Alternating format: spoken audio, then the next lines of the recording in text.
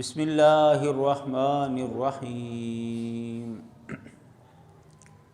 الف لام میم غلبت الروم رب اشرح لی صدری ویسر لی امری واحلل عقدۃ من لسانی یفقہوا قولی رب زدنی علما وزدنی فہما سبحانک لا علم لنا الا ما علمتنا انک انت العلیم الحکیم۔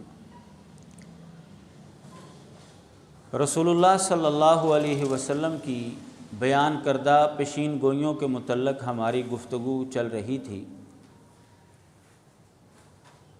کہ نبی علیہ الصلاۃ والسلام نے جو بات بیان کی مستقبل کے حوالے سے وہ اپنے وقت پر بالکل اسی طرح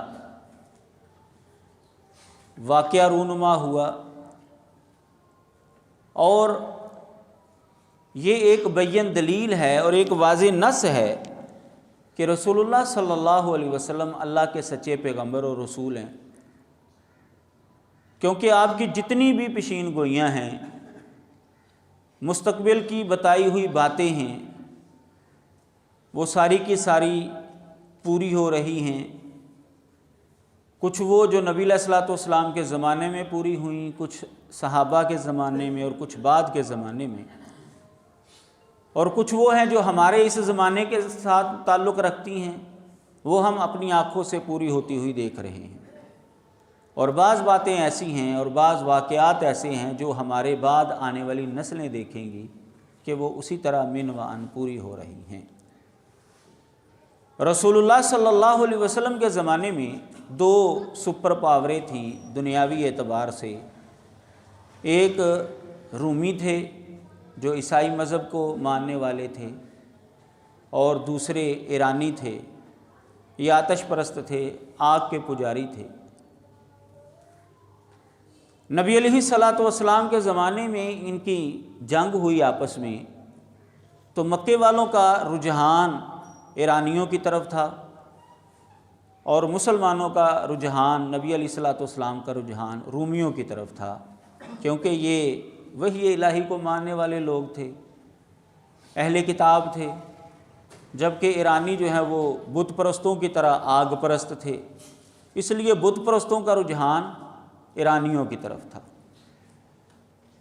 ظاہری طور پر رومیوں کو شکست ہو گئی اور بڑی بری طرح وہ ہارے کہ ان کے اٹھنے کے چانس بالکل ختم ہو چکے تھے۔ ایرانیوں نے بہت برے انداز سے ان کو شکست دی، لیکن اللہ تبارک و تعالیٰ نے قرآن مجید کے اندر پیشین گوئی کر دی، الف لام میم غلبت الروم،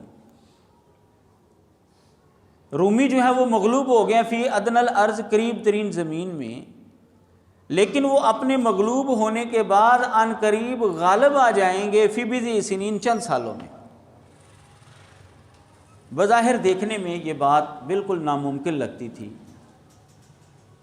کہ جس قدر برے انداز سے ان کو شکست ہوئی تھی، جتنا ان کا نقصان ہوا تھا، رومیوں کا اٹھنا محال تھا، لیکن اللہ تبارک و تعالیٰ نے یہ بات واضح کر دی کہ یہ چند سالوں میں، بضع ان کا لفظ عربی زبان کے اندر 3 سے لے کر 9 تک کے عدد میں کے لیے بولا جاتا ہے، یعنی 9 سال کے اندر اندر جو ہے یہ لوگ دوبارہ غالب آ جائیں گے، یہ غالب آ جائیں گے، ہارنے کے بعد پھر یہ فتح یاب ہو جائیں گے۔ ابھی اسلام جو ہے وہ اس کی ابتدا تھی، ابو جہل کا اور حضرت ابوبکر صدیق رضی اللہ تعالیٰ عنہ کا چیلنج ہو گیا آپس میں، شرط لگ گئی۔ شرعی اعتبار سے ابھی شرط کا معاملہ جو ہے وہ حرام نہیں ہوا تھا، کیونکہ ابھی اسلام کی ابتدا تھی، احکامات جو ہیں وہ آہستہ آہستہ اتر رہے تھے۔ شرط لگ گئی دونوں میں، ابو جہل نے کہا ایسا ممکن ہی نہیں ہے، حضرت ابوبکر نے کہا کہ بالکل ایسا ہی ہوگا، کیونکہ قرآن کے اندر یہ بات آ گئی ہے۔ 3 سال تک کی انہوں نے بات کی، 3 سال کے اندر اندر تو نبی علیہ الصلوۃ والسلام کے پاس ہے، تو آپ نے فرمایا کہ نہیں، 3 سے 9 سال تک، لفظ بضع جو ہے وہ 9 سال تک بولا جاتا ہے، یہ تم وقت تھوڑا سا بڑھاؤ، کیونکہ لفظ بزن آیا ہے قرآن مجید کے اندر۔ تو انہوں نے کہا جی ٹھیک ہے، جا کر ابو جہل سے بات کی، اس نے کہا چلو ٹھیک ہے 9 سال کی بات کر لیتے ہیں، یہ کون سا مسئلہ ہے۔ یعنی اتنا ان کو یقین تھا کہ رومی کبھی فتح یاب ہو ہی نہیں سکتے، جتنی بری شکست ان کو ہوئی ہے۔ اور اللہ تبارک و تعالیٰ نے یہاں پر ایک اور بات بیان کی کہ جس دن رومیوں کو فتح ہوگی اس دن مسلمان بھی اللہ کی مدد سے خوش ہوں گے۔ یعنی 2 پیشین گوئیاں یک لخت اللہ تبارک و تعالیٰ نے فرمایا۔ تو 9ویں سال ابھی یہ مکمل نہیں ہوا تھا کہ رومی جو ہیں وہ ایرانیوں کے اوپر غالب آ گئے، اور یہ اس دن غالب آئے جس دن مسلمان بدر کے اندر مشرکین مکہ کے اوپر فتح یاب ہوئے۔ اللہ تبارک و تعالیٰ کی مدد اتری مسلمانوں کے لیے بدر کے میدان میں۔ دونوں پیشین گوئیاں جو ہیں وہ ایک دن کے اندر پوری ہوئیں، اور 9 سال کے اندر اندر جو ہے وہ پوری ہوئی۔ تو جس طرح ابو جہل نے شرط لگائی تھی، اس سے پتہ چلتا ہے کہ ان کے تصور میں بھی نہیں تھا کہ یہ پیشین گوئی پوری ہو، جس طرح کے حالات تھے اس زمانے میں۔ لیکن رسول اللہ صلی اللہ علیہ وسلم چونکہ اللہ کے پیغمبر اور رسول تھے، اللہ تبارک و تعالیٰ کی جانب سے آپ کے اوپر وحی آتی تھی، اور اللہ تبارک و تعالیٰ کے لیے تو ماضی حال مستقبل تینوں زمانے برابر ہیں۔ یہ تو ہمارے لیے ماضی حال مستقبل ہے نا۔ اللہ تبارک و تعالیٰ کو پتہ ہے کہ کیا ہونے والا ہے، اللہ تعالیٰ نے پہلے بتا دیا، اور آپ نے وہ لوگوں کے سامنے رکھا، اور بالکل قرآن مجید کے مطابق آپ کے دیے ہوئے کلام کے مطابق بالکل ایسا ہی ہوا۔ یہ ثابت ہوتا ہے کہ رسول اللہ صلی اللہ علیہ وسلم اللہ کے سچے پیغمبر اور رسول ہیں۔ اسی مضمون کو آگے بڑھاتے ہوئے ہم نے پچھلے خطبہ جمعہ تک بنیادی طور پر 14 احادیث جو ہیں وہ سماعت فرمائی تھی، جس کے ضمن میں اور بھی کئی باتیں جو ہیں وہ بیان ہوئی، نبی علیہ الصلوۃ والسلام کے بیان کردہ پیشین گوئیاں، کیونکہ ایک حدیث کے اندر 1 سے زیادہ پیشین گوئیاں بھی موجود ہیں۔ تو 14 دلائل میں نے آپ کے سامنے رکھے تھے۔ 15ویں دلیل جو ابھی آپ کے سامنے رکھی گئی۔ 16ویں دلیل یہ ہے، سنن ابن ماجہ کے اندر حدیث موجود ہے، صحیح حدیث ہے، حضرت ابو ہریرہ رضی اللہ تعالیٰ عنہ حدیث کے راوی ہیں۔ رسول اللہ صلی اللہ علیہ وسلم نے فرمایا، سیاتی علی الناس سنوات خداعات یصدق فیہا الکاذب ویکذب فیہا الصادق۔ لوگوں کے اوپر ایسا زمانہ آنے والا ہے جو کہ فراڈ کا زمانہ ہے، دھوکے کا زمانہ ہے۔ اس زمانے کے اندر جھوٹے بندے کو سچا سمجھا جائے گا اور سچے بندے کو جھوٹا سمجھا جائے گا۔ وَيُؤْتَمَنُ فِيهَا الْخَائِنُ وَيُخَوَّنُ فِيهَا الْأَمِينُ۔ جو خائن ہوگا، خیانت کرنے والا ہوگا، اس کو امین سمجھا جائے گا، اور جو امانت دار بندہ ہے اس کو خائن سمجھا جائے گا۔ وَيَنْتِقُ فِيهَا الرُّوَيْبِسَةُ قِيلَ وَمَا الرُّوَيْبِسَةُ۔ نبی علیہ الصلوۃ والسلام نے فرمایا کہ رویبضہ جو ہے نا، اس زمانے کے اندر کلام کرے گا۔ رویبضہ پوچھا گیا ہے اللہ کے نبی صلی اللہ علیہ وسلم، وَمَا الرُّوَيْبِسَةُ، یہ رویبضہ کیا چیز ہے؟ آپ نے یہ لفظ بولا ہے کہ اس زمانے میں وہ جو دھوکے اور فراڈ کا زمانہ ہوگا، اس زمانے میں رویبضہ کلام کرے گا۔ یہ رویبضہ کیا چیز ہے؟ تو رسول اللہ صلی اللہ علیہ وسلم نے فرمایا، الرجل التافہ فی امر العامۃ، بے وقوف آدمی عوام کے فیصلے کرے گا، جس کے اندر عقل نہیں ہے، وہ ایسے عہدے کے اوپر فائز ہوگا کہ جس کے فیصلے عوام کے لیے ہوں گے، حکمران طبقے کے ساتھ وہ تعلق رکھے گا، حکومت کے اندر وہ لوگ آ جائیں گے۔ یہ حدیث مبارکہ صحیح ہے۔ اس حدیث کے ایک ایک جملے کے اوپر آپ غور کریں اور دور حاضر کو دیکھ لیں۔ پہلے زمانے میں بھی شاید کوئی ایسا وقت گزرا ہو، لیکن ہم اس کو دور حاضر کے اوپر فٹ کرتے ہیں۔ تو ہمیں یہ بات روز روشن کی طرح واضح طور پر معلوم ہو رہی ہے کہ رسول اللہ صلی اللہ علیہ وسلم کا یہ فرمان ہمارے اس دور کے لوگوں کے اوپر فٹ آ رہا ہے۔ جھوٹے بندے کو سچا سمجھا جاتا ہے اور سچے بندے کو جھوٹا سمجھا جاتا ہے، خائن کو امین اور امین کو خائن سمجھا جاتا ہے، یعنی معاملہ بالکل برعکس ہو چکا ہے۔ جو دین کا علم دینے والے لوگ ہیں، جو قرآن اور حدیث بیان کرنے والے لوگ ہیں، ان کے بارے میں لوگوں میں نفرت پھیلا دی گئی کہ یہ دین کا علم صحیح نہیں دے رہے۔ دین کا صحیح علم جو ہے وہ جدید سکالر جو ہے وہ دے رہے ہیں، ان کو آگے لایا جا رہا ہے، اور جو صحیح بات کرنے والے ہیں ان کو غلط کہا جا رہا ہے۔ جو امانت دار لوگ ہیں ان کو امانت نہیں سونپی جاتی، پتہ ہے اس کے اوپر کیس ہیں، فراڈ کے کیس ہیں، اور پھر چابی اس کو پکڑا دی جاتی ہے، حکومتی عہدہ اس کو دے دیا جاتا ہے۔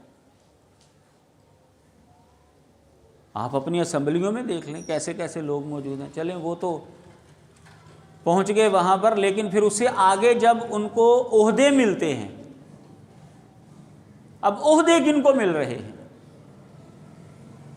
کئی کئی کیس ہیں ان کے اوپر، بظاہر یہ بتایا جا رہا ہے یہ بڑا جی امانت دار بندہ ہے، یہ بڑا اچھا بندہ ہے، لیکن اس کے کیس ہیں، اس کے اوپر فراڈ کے کیس ہیں، بلکہ وزیر اعظم جو ہیں ان کے اوپر بھی ہیں، جو نیب جو ہے وہ پکڑ رہی ہے اور کیس کر رہی ہے، تو سب بندوں کو پتہ ہے، بلکہ آپ لوگوں کو مجھ سے زیادہ پتہ ہے۔ یہ صورتحال جب ہم دیکھ رہے ہیں تو رسول اللہ صلی اللہ علیہ وسلم کا یہ فرمان ہمیں بالکل سچا نظر آ رہا ہے کہ ایسے لوگ موجود ہیں جو جھوٹے ہیں، لوگ ان کو سچا سمجھ رہے ہیں، فراڈیے ہیں، لوگ ان کو امانت دار سمجھ رہے ہیں، اور ثابت ہو چکا ہے کہ لوگ فراڈیے ہیں۔ یہ صرف کیس نہیں ہے، کئی کیسوں کا فیصلہ ہو چکا ہے، ثابت ہو چکا ہے، لیکن پھر بھی ان کو آگے لایا جا رہا ہے۔ بہرحال میرے بیان کرنے کا مقصد یہ ہے کہ رسول اللہ صلی اللہ علیہ وسلم کا یہ فرمان ہم دیکھ رہے ہیں اپنی آنکھوں سے کہ وہ بالکل پورا جو ہے وہ ہو رہا ہے۔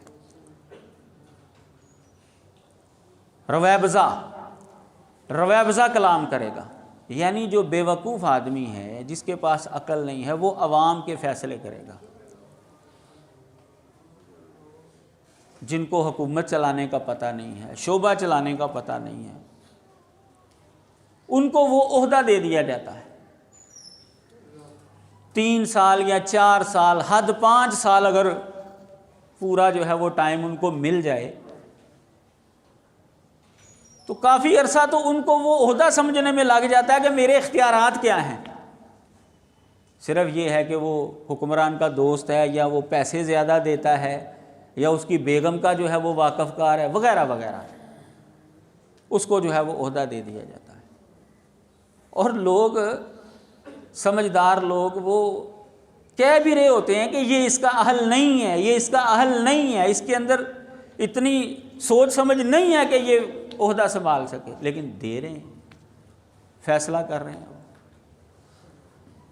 رسول اللہ صلی اللہ علیہ وسلم نے ایک دفعہ یہ فرمایا تھا، جب آپ سے یہ سوال ہوا کہ قیامت کب آئے گی، تو آپ نے فرمایا تھا جب امانت کو ضائع کر دیا جائے گا۔ کہ اللہ کے نبی صلی اللہ علیہ وسلم امانت کیسے ضائع ہوگی؟ آپ نے فرمایا اذا وسد الامر الی غیر اہلہ، جب معاملات نااہل لوگوں کے سپرد کر دیے جائیں گے تو امانت ضائع ہو جائے گی۔ تو بس پھر انتظار کرو قیامت کا۔ اب یہ امانت ضائع ہو رہی ہے ہمارے معاشرے میں، باقی معاشروں کو چھوڑ دیں، ہم پاکستان کو لے لیں، کون سا حکمران ہے جو اس حکومت کا اہل ہے؟ عہدے دار جس کو عہدہ دیا جا رہا وہ اس کا اہل ہے، کوئی اہل نہیں ہوتے اور اس کو عہدہ دے دیا جاتا ہے۔ رسول اللہ صلی اللہ علیہ وسلم کا یہ فرمان قیامت کے قریب ایسا ہوگا اور بالکل ایسا ہو رہا ہے۔ نبی علیہ الصلوۃ والسلام کا فرمان مزید اس حوالے سے جو آپ نے مستقبل کے متعلق بیان کیا، اور وہ ہم دیکھتے ہیں کہ اپنے زمانے میں وہ بالکل پورا ہو رہا ہے۔ مجمع الزوائد کے اندر روایت موجود ہے، نبی علیہ الصلوۃ والسلام کا یہ فرمان ہے، ان بین ید الساعۃ، یہ 17 نمبر دلیل آپ کے سامنے میں رکھ رہا ہوں، قیامت سے پہلے ایسا وقت آئے گا تسلیم الخاصۃ، خاص لوگوں کو سلام کیا جائے گا۔ دوسری روایت کے اندر یہ الفاظ ہیں، ان یسلم الرجل لا یسلم الا لمعرفۃ، کہ بندہ سلام اسے ہی کرے گا جس کے بارے میں اسے پتہ ہوگا کہ یہ میرا واقف کار ہے، ناواقف بندے کو سلام کوئی نہیں کرے گا۔ کیوں جی؟ ہم یہاں پر ہیں سارے موجود، اکثر طور پر ہم اسے ہی سلام کرتے ہیں جو ہمارا واقف ہوتا ہے۔ ہم گزر رہے ہیں، جا رہے ہیں، تو اگر کوئی ہمارا واقف نظر آ گیا تو اسے تو ہم سلام کریں گے۔ ناواقف بندہ جو ہے وہ ہمارے پاس سے گزر جائے، ہم اس کے پاس سے گزر جائیں، جتنا مرضی بڑا بزرگ ہو، بہت کم لوگ جو ہیں انہیں سلام کرتے ہیں۔ یعنی یہ زمانہ شروع ہو چکا ہے اور کافی حد تک ہمارے اندر جو ہے یہ خامی آ چکی ہے، جبکہ اسلام کا حکم یہ ہے کہ جسے تو پہچانتا ہے اسے بھی سلام کرو اور جسے تو نہیں پہچانتا اسے بھی سلام کرو۔ نبی علیہ الصلوۃ والسلام نے تو یہ حکم دیا ہے امت کو، لیکن آپ نے فرمایا کہ ایک وقت آئے گا قیامت سے پہلے کہ خاص لوگوں کو، جن کو بندہ جانتا ہے پہچانتا ہے، صرف اسے اسلام ہوگی، جس کے بارے میں معلومات نہیں ہے، جانتا نہیں، اسے سلام نہیں کریں گے لوگ۔ اور یہ ہم اپنی آنکھوں سے دیکھ رہے ہیں، ایسا ہو رہا ہے، ہمارے اندر یہ خامی آ چکی ہے۔ دوسری بات جو نبی علیہ الصلوۃ والسلام نے فرمائی اس حدیث کے اندر، وَفَشْبُ التِّجَارَةِ حِینَ تُعِینُ الْمَرْأَةُ زَوْجَهَا عَلَى التِّجَارَةِ، تجارت، کاروبار جو ہے وہ عام ہو جائے گا، پھیل جائے گا۔ تو اب دیکھ لیجئے کاروبار جو ہیں وہ بہت زیادہ کاروبار کی شکلیں آ چکی ہیں۔ جب یہ جدید دور شروع نہیں ہوا تھا اس سے پہلے کاروبار کی چند شکلیں تھیں، بہت تھوڑی، زیادہ تر لوگوں کا جو گزران تھا وہ کھیتی باڑی کے اوپر ہوتا تھا۔ لیکن دور حاضر کے اندر، جدید دور جب سے یہ شروع ہوا ہے، صرف آپ ایک چھوٹی سی چیز کو لے لیں، اس کے اندر آپ کو کئی کاروبار مل جائیں گے۔ مثلا یہ موبائل ہے، یہ ایک موبائل لے لیں آپ، اس کے مختلف کاروبار دیکھیں، اس کے کور کا کاروبار الگ ہوگا، اس کے تاروں کا کاروبار الگ ہوگا، سافٹ ویئر کا کاروبار الگ ہے، ہارڈ ویئر کا کاروبار الگ ہے۔ 8-10 کاروبار یا شاید اس سے بھی زیادہ کاروبار آپ کو، مختلف شعبے جو ہیں وہ صرف ایک موبائل کے اندر مل جائیں گے۔ کمپیوٹر کے اندر آپ دیکھ لیں، اور کئی چیزیں جو ہیں ایک ہی چیز کے اندر 10-10 12-12 جو ہیں وہ شعبے آپ کو مل جائیں گے، بلکہ اس سے بھی زیادہ آپ کو مل جائیں گے۔ کاروبار جو ہے وہ عام ہو جائے گا، اور ایسا عام ہوگا، اگلا جملہ جو ہے وہ بڑا قابل غور ہے۔ نبی علیہ الصلوۃ والسلام نے فرمایا کاروبار ایسا عام ہوگا، ایسا عام ہوگا، حین تعین المرأۃ زوجہا علی التجارۃ، بیوی اپنے خامد کی کاروبار کے اندر مدد کرے گی۔ عورت جو ہے وہ کاروبار کے اندر خامد کے ساتھ ساتھ چلے گی، کیوں جی یورپ کے اندر تو ہے ہی ہے نا معاملہ، وہاں پر تو خامد بھی کام پر جا رہا ہے اور بیوی بھی جا رہی ہے، دونوں جو ہیں وہ الگ الگ ڈیوٹیاں دے رہے ہیں، وہ الگ دفتر میں جاتا ہے، وہ الگ دفتر میں جاتی ہے۔ یہاں مسلمان ممالک کے اندر بھی ایسی صورتحال شروع ہو چکی ہے، سب کو پتہ ہے۔ خواتین جو ہیں وہ کاروبار بھی کر رہی ہیں، اور یہ نہیں کہ اس کا خامد فوت ہو گیا اس لیے کر رہے، خامد زندہ ہے، خامد الگ کاروبار کر رہا ہے، وہ الگ کاروبار کر رہے، بلکہ دونوں کا مشترکہ کاروبار بھی ہے۔ ڈاکٹر صاحب ہیں جی، انہوں نے جو ہے نا جی MBBS کر لی ہے، اب یہ ڈاکٹر بن گیا، تو ان کی شادی کس سے ہوئی؟ ڈاکٹر صاحبہ سے ہی ہوئی، دونوں نے مل کر ہاسپٹل جو ہے وہ بنا لیا۔ کیا بات ہے جی، دونوں جو ہیں وہ کمائی کر رہے ہیں، یہ کوئی غیر شرعی کام نہیں ہے۔ درست ہے خاتون بھی شرعی تقاضے پورے کرتے ہوئے کاروبار کر سکتی ہے، لیکن نبی علیہ الصلوۃ والسلام نے جو پیشین گوئی کی تھی وہ بتانا مقصود ہے کہ بالکل حرف بحرف ہم دیکھ رہے ہیں کہ ہمارے معاشرے میں یہ چیز اسی طرح جو ہے وہ چل رہی ہے، شروع ہو چکی ہے۔ یورپ کے اندر تو شاید ہی کوئی گھرانہ بچا ہوا ہو، لیکن یہاں پر بھی مسلم ممالک کے اندر بھی یہ چیز شروع ہو چکی ہے۔ نبی علیہ الصلوۃ والسلام کا یہ فرمان بالکل حرف بحرف جو ہے وہ پورا ہو رہا ہے۔ یہ جو ہمارے معاشرے میں نعرہ لگایا جاتا ہے عورت کو مرد کے برابر جو ہے وہ حقوق دیے جائیں، وہ وہی اسی چیز کی طرف اشارہ کیا جا رہا ہے۔ عورت جو ہے وہ مرد کے شانہ بشانہ جو ہے وہ چلے گی۔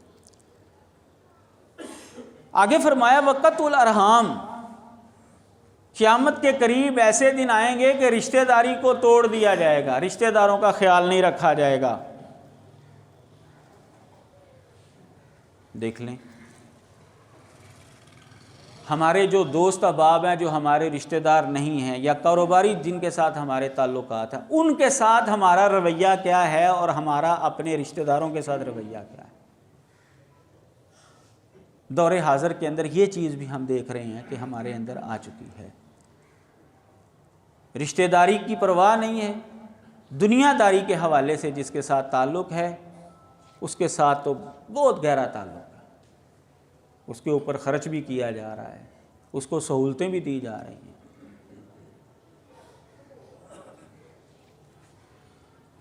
وشہادت الزور، فرمایا کہ قیامت سے پہلے ایسا زمانہ آئے گا کہ جھوٹی گواہی جو ہے نا وہ عام ہو جائے گی۔ جھوٹی گواہیاں جو ہیں وہ مل رہی ہیں، 500 1000 عدالتوں میں چلے جائیں، کچہریوں میں چلے جائیں، اور اس طرح عام ہمارے معاملات کے اندر بھی جھوٹی گواہی مل جاتی ہے۔ جھوٹی گواہی پہلے بھی ہوتی تھی جھوٹی گواہی، لیکن اتنی عام نہیں تھی جتنی عام جو ہے ہمارے اس زمانے کے اندر ہو چکی ہے، پھیل جائے گی۔ میں نے فرمایا شہادت الزور جو ہے یہ بھی عام ہو جائے گی۔ وکتمان و شہادت الحق، اور سچی گواہی جو ہے اس کو چھپانا یہ بھی عام ہو جائے گا۔ سچی بات جو ہے وہ چھپائی جائے گی، جھوٹی بات جو ہے وہ ظاہر کی جائے گی۔ اور اسی طرح یہ جو معلومات ہے وظہور العلم، معلومات جو ہے یہ پھیل جائے گی، عام ہو جائے گی، علم کے ذرائع بہت زیادہ ہو جائیں گے۔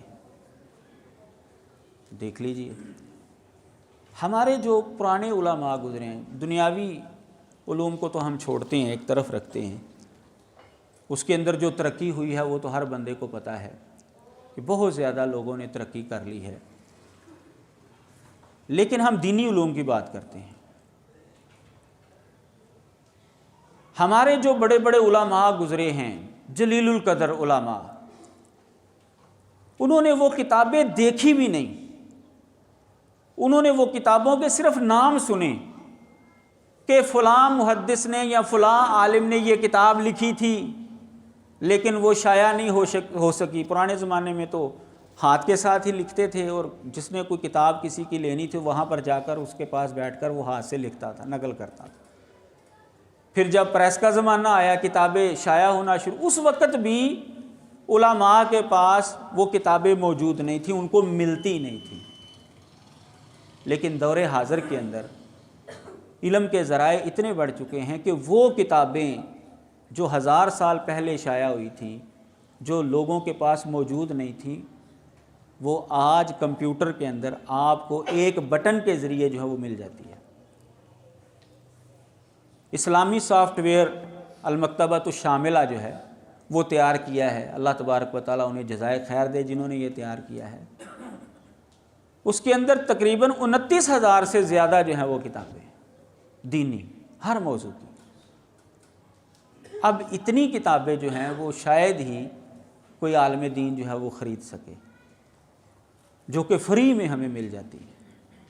علم کے ذرائع بہت زیادہ ہو چکے ہیں، پھیل چکے ہیں، اور دنیاوی اعتبار سے ابھی پچھلے جمعے وہ ہمارے دوست آج آئے نہیں ہیں، وہ بتا رہے تھے، بلکہ انہوں نے مجھے بھی دکھایا ادھر بیٹھے ہوئے جمعے کے بعد، کہ یہ لوگ مضمون کیسے لکھتے ہیں۔ ان کے پاس ایک سافٹ ویئر تھا، انہوں نے ایک لفظ بولا کہ اس موضوع کے اوپر جو ہے نا مجھے مضمون چاہیے. تو یہاں پر 1-2 منٹ کے اندر اندر جو ہے نا اس کے اوپر جو پورا مضمون جو ہے وہ انگریزی زبان میں وہ ٹائپ ہو گیا. صرف اس نے مضمون کا نام لیا. اب اس کو کاپی کر کے جو ہے وہ اس کا اردو ترجمے کے اندر جو ہے وہ لے گا اور اس کا اردو ترجمہ بھی مل گیا. بس اس کو تھوڑا سا سیٹمنٹ کر لیں اور مضمون جو ہے وہ تیار ہے آپ کا. یعنی 2-3 منٹ کے اندر بہترین مضمون اور معلوماتی مضمون جو آپ لکھ سکتے ہیں. آپ جس کو لکھنے کے لیے علماء کو کئی میلوں کا سفر کرنا پڑتا تھا ایک بات معلوم کرنے کے لیے، اور آپ 2-3 منٹ کے اندر بہترین مضمون لکھ سکتے ہیں. ایسا سافٹ ویئر بھی آ چکا ہے. علم کے ذرائع جو ہیں وہ عام ہو چکے. ہم دیکھتے ہیں بالکل ایسا ہی علم کے ذرائع بہت زیادہ ہو چکے ہیں. لیکن جیسا کہ پیچھے حدیث ہم نے پڑھی کہ عمل جو ہے وہ کم ہو جائے گا. علم کے ذرائع تو بہت ہیں لیکن عمل جو ہے وہ کم ہو چکا ہے. اللہ تبارک و تعالی ہر ایک کو سمجھنے کی توفیق عطا فرمائے.